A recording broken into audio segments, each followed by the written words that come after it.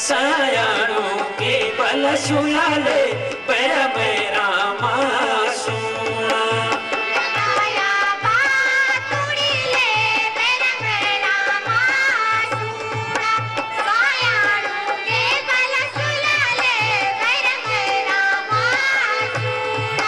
कोई ज्ञानी बल घेरूले कोई ज्ञानी घेरू सयाणों की बल सुनाले कोई ज्ञानी घेरू कोई गालो बल घेरूले कोई गालो घेरो सयाणों के बल सुनाले कोई गालो घेरो पर मेरा मां बल सुनाले क्या करू मेरो सयाणों की बल सुन एक पहचान हमारी संस्कृति की, एक पहचान ये नौगांव से है। कॉम्पिटिटिव है, जज कृपया ये फर्स्ट ग्रुप हमारे जो सामने पे है भूल गए हैं। ये एक संस्कृति को पहचानने की, एक संस्कृति को निकालने का हमारा एक प्रयास, इस ड्रेस को खोज निकाला है। ये आपको दिखा रहे हैं कि हमारा पहनाव क्या था।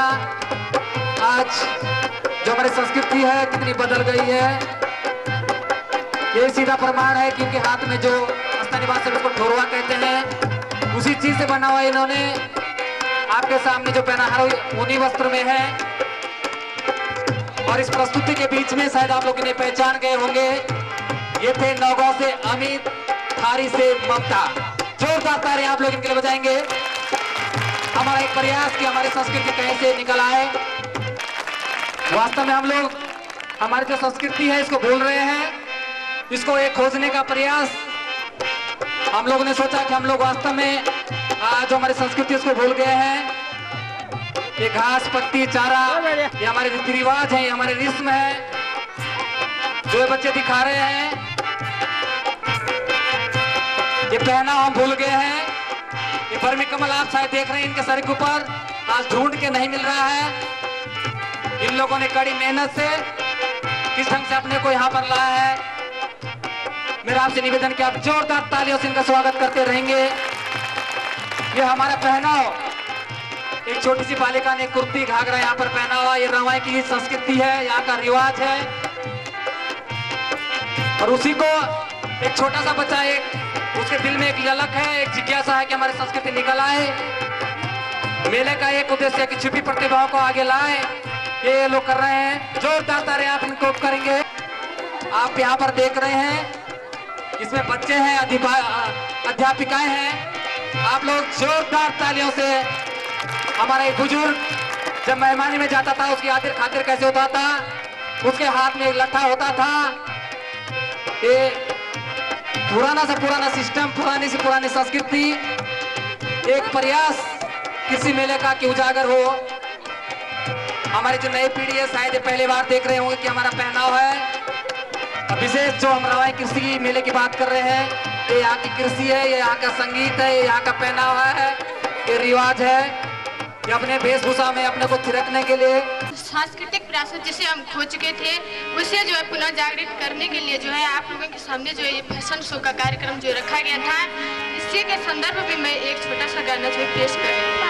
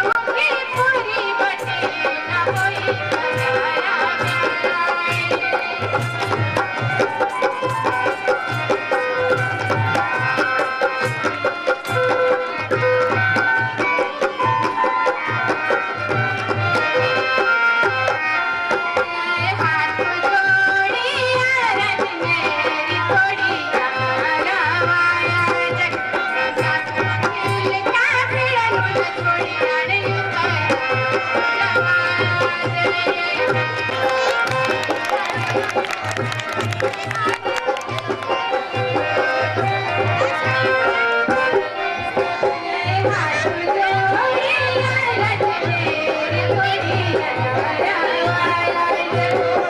प्रस्तुतियां हमारे बीच में थी।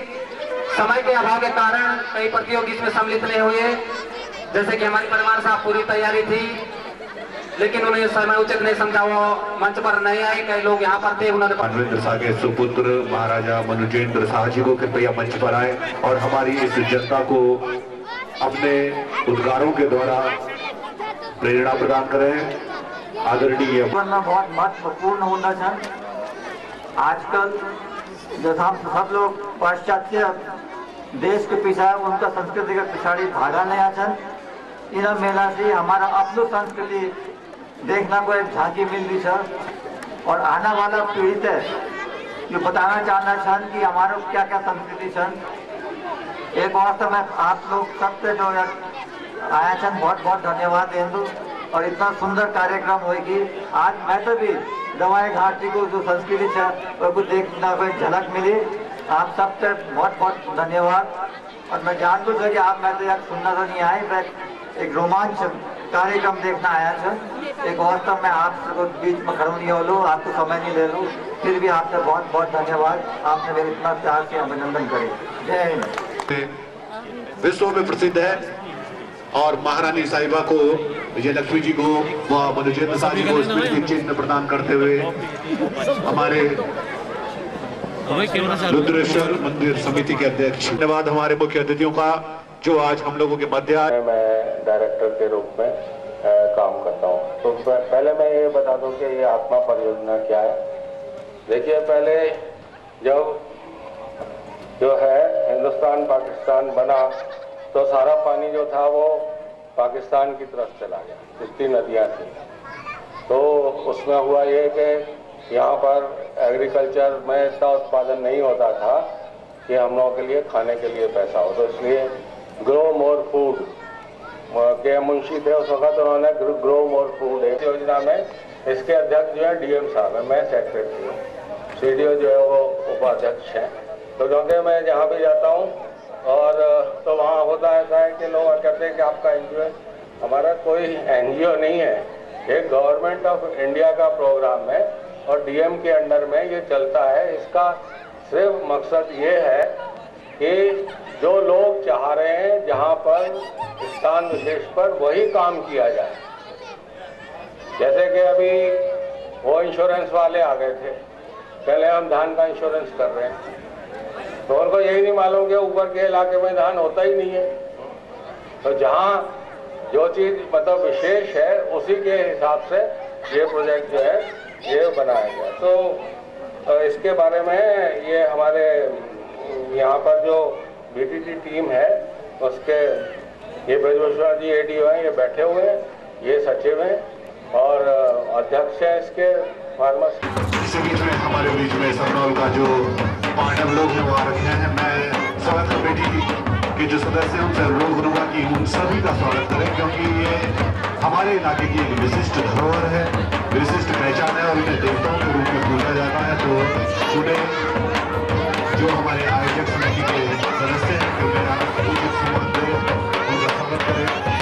सरनौल के ग्रामवासियों का एक बहुत बहुत स्वागत करते हैं इसमें समिति की ओर से। आप अपने बीच में पाकर हम लोग बहुत धन्य हो गए हैं और ऐसा शुभ अवसर बहुत कम देखने को मिलता है जब इतने महत्वपूर्ण लोग हम लोगों के बीच में हैं।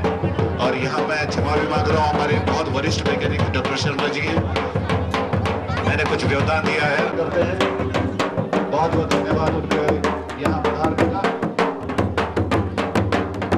और वो आप सभी लोग फायदा उठाए।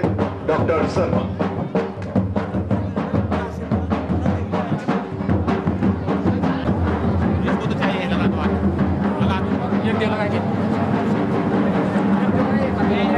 आप सब लोगों का हार्दिक स्वागत मेला समिति नौगांव की ओर से हार्दिक धन्यवाद ज्ञापित करते हैं आप सभी लोगों को। स्वागत समिति के सदस्य इस वक्त अनुभव के सूर्य ने स्तंभ मानूंगा श्री शर्मा जी।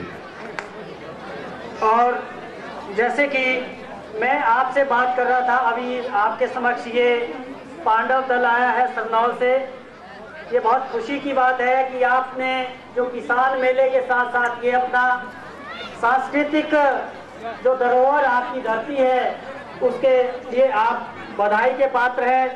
क्योंकि कृषि, कल मैं देख रहा था एक दल यहाँ पर इसी गांव का था, उन्होंने कृषि को अपने गानों में टमाटर हमारे जो उत्पादन का जो पिछला इतिहास है उसमें जब से हमारे यहाँ अंग्रेज लोग यहाँ पर आए थे वो की बात करें तो गर्मियों में लगने वाले टमाटर के साथ साथ आप शिमला मिर्च, भिंडी, हाथी और इसके, लेकिन हमारे पास समय कम है, बहुत सारे आपने प्रोग्राम आज आयोजन करने हैं।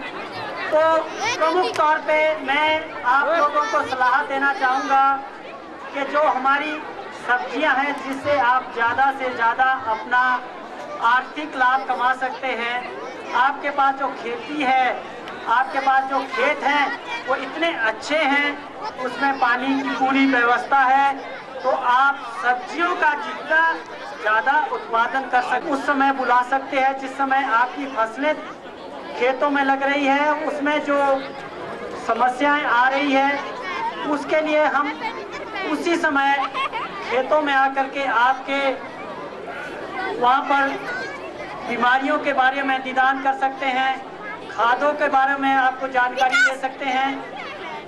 आजकल जो लगने वाली प्रमुख फसलें हैं सब्जियों में, उसमें फूल गोभी है, बंद गोभी है, और खास करके आप लहसुन का अगर उत्पादन करें और फूल गोभी के बीज उत्पादन में मैं कहूँ हिमाचल प्रदेश का एक सोलन क्षेत्र है, सिरमौर क्षेत्र है, वहाँ पर का जो उत्पादकता उनकी दर है 1 बीघे में है लगभग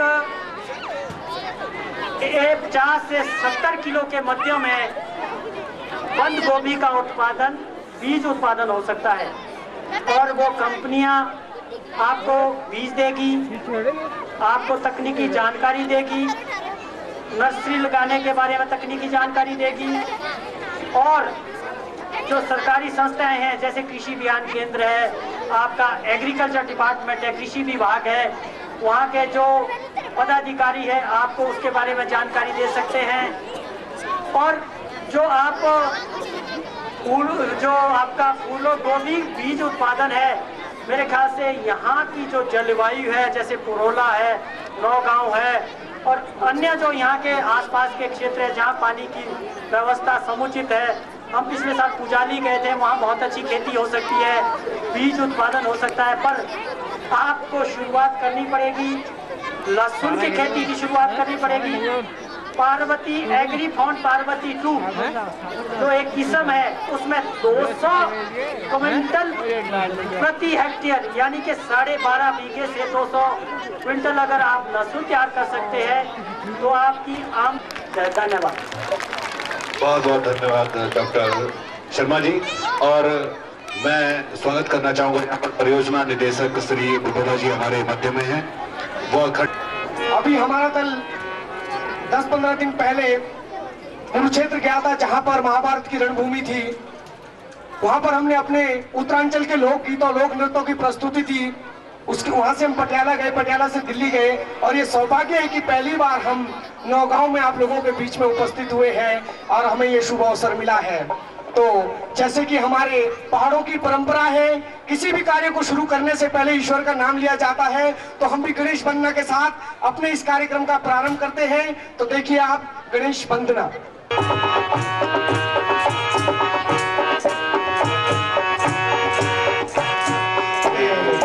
हुई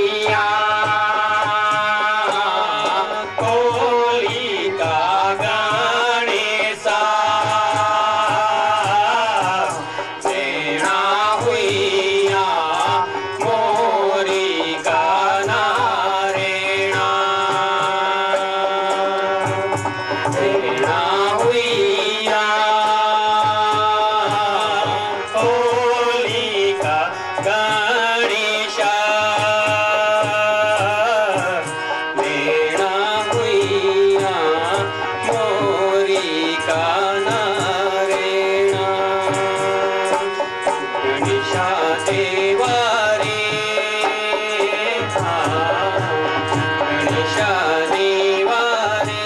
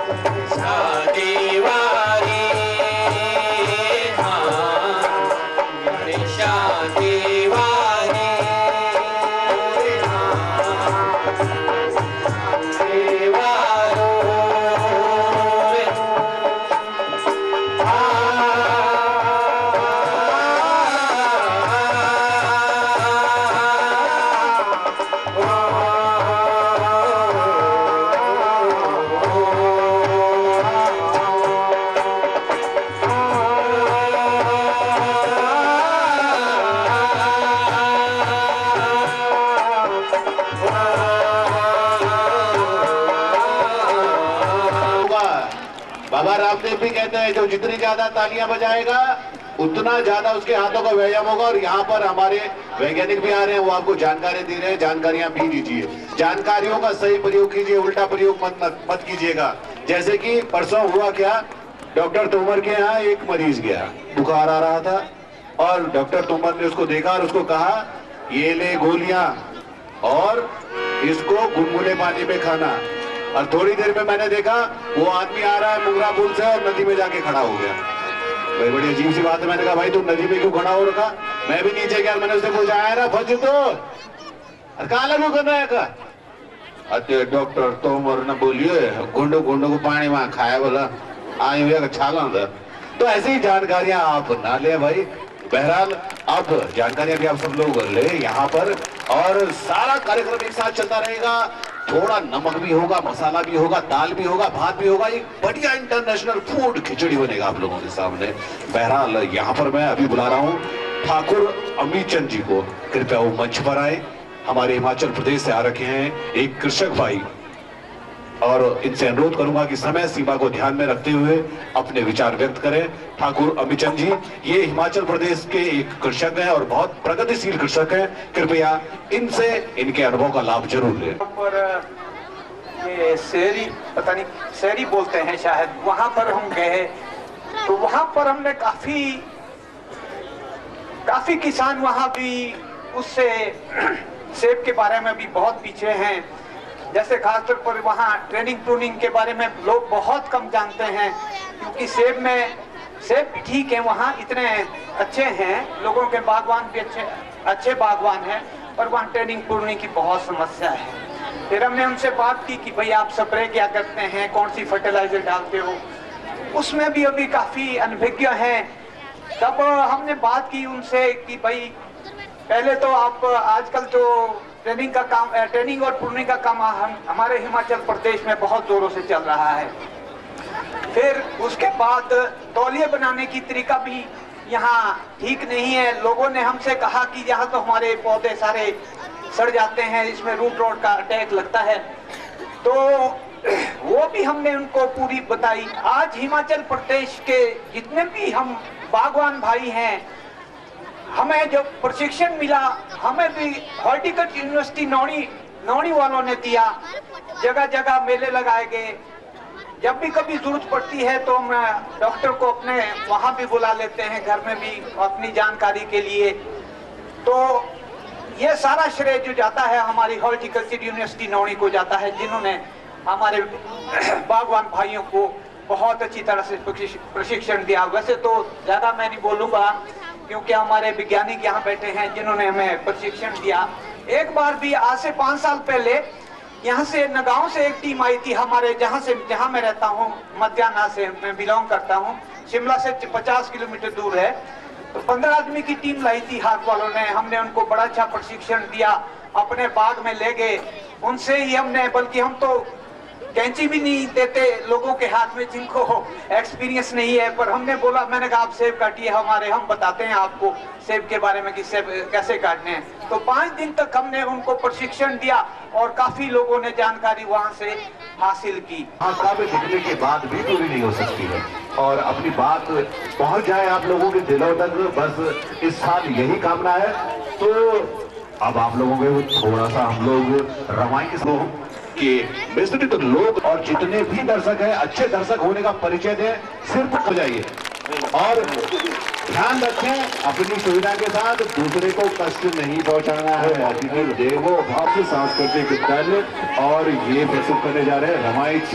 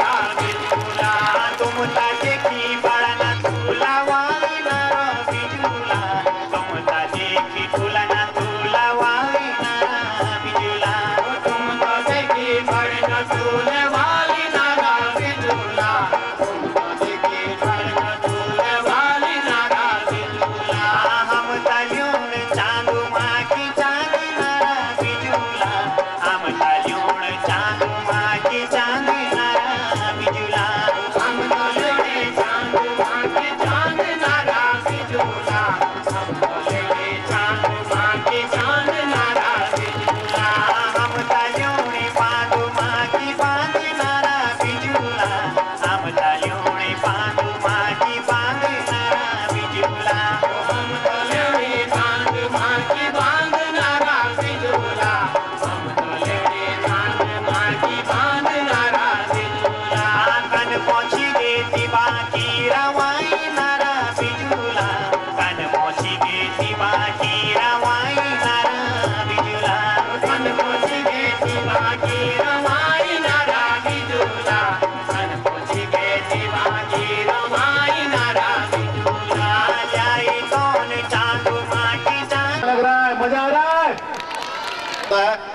बीच में बैठा था हमारा एक बहुत अच्छा मित्र झापुलिया। अब इधर से महिला बोल रही है, शराब पीना बहुत बुरा होता है। अगर आप लोग शराब पियोगे तो आपके साथ बहुत बुरा हो सकता है। देखिए, ये मैंने यहाँ पर एक देखो क्या रखा है, ये बोतल रखी है और इस बोतल में मैंने एक कीड़ा डाला और जैसे ही मैंने इस कीड़े को डाला है थोड़ी देर बाद कीड़ा मर गया। तो आपने देखा जैसे ही मैंने इस शराब में इस कीड़े को डाला ये कीड़ा मर गया। इससे आप लोगों को क्या सीख मिली? जामला भाई बीच में खड़ा हो गया, बस जैसे कि वो छक्के जाए दारू पी कीड़ा मोरो सब गिर गए। तो ऐसा आप लोग ना सीखे। समिति के सभी मेंबरान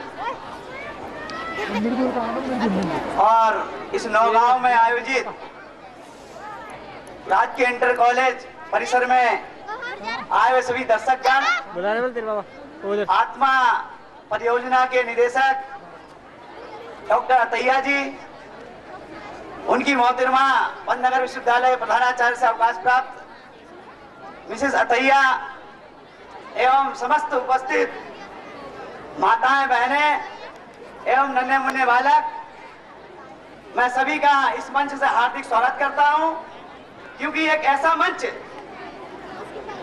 इस संयोजन समिति ने यहां पर खड़ा किया है जिसमें सांस्कृतिक कार्यक्रम और विशेषकर कृषि प्रगतिशील महिलाओं के लिए कार्यक्रमों को संचालक महोदय की इतनी अच्छी व्यवस्था, हंसी खुशी मनोरंजन के साथ में यहाँ प्रस्तुत किया जा रहा है। मैं इसके लिए उपस्थित संयोजन समिति, यहाँ के बुजुर्ग गणमान्य व्यक्तियों का दिल से हार्दिक स्वागत करता हूँ और बताना चाहता हूँ, हम लोग लगातार 20 घंटे चलकर पंतनगर से यहाँ पहुंचे केवल इसलिए कि यहाँ की जागरूक किसान माताएं जो दिन रात खेतों में जाकर कार्य करती हैं, अपने बच्चों का, अपने परिवार का, अपने सभी का ध्यान रखते हुए उन्हें डबल काम करना पड़ता है। एक तरफ उन्हें दिन भर खाना बनाना पड़ता है, दूसरी तरफ उन्हें खेतों में जाकर कार्य करना पड़ता है। उत्तरांचल प्रदेश बनने के बाद सरकार ने दो ही लोगों पर ज्यादा ध्यान दिया है। नंबर 1 कृषि वैज्ञानिकों पर और नंबर 2 किसानों पर, और उनके बीच में जो तारतम्य समन्वय किया जा रहा है वो इस प्रकार की मेला संयोजन समितियों द्वारा किया जा रहा है। मैं उसका हार्दिक धन्यवाद देता हूं कि इस कड़ी को मिलाने में एक महत्वपूर्ण योगदान है। मैं समय ज्यादा न लेते हुए मैं अपने इस पहाड़ की कृषक महिलाओं, इन माताओं का जिन्होंने उत्तराखंड राज्य बनाने में अपना योगदान दिया है, और वो दिन दूर नहीं जब ये हमारी माताएं कृषि के क्षेत्र में सभी प्रदेशों को पीछे छोड़ देंगी। इसके लिए Uttaranchal seeds and tribe development corporation आपके घर घर पहुंचने में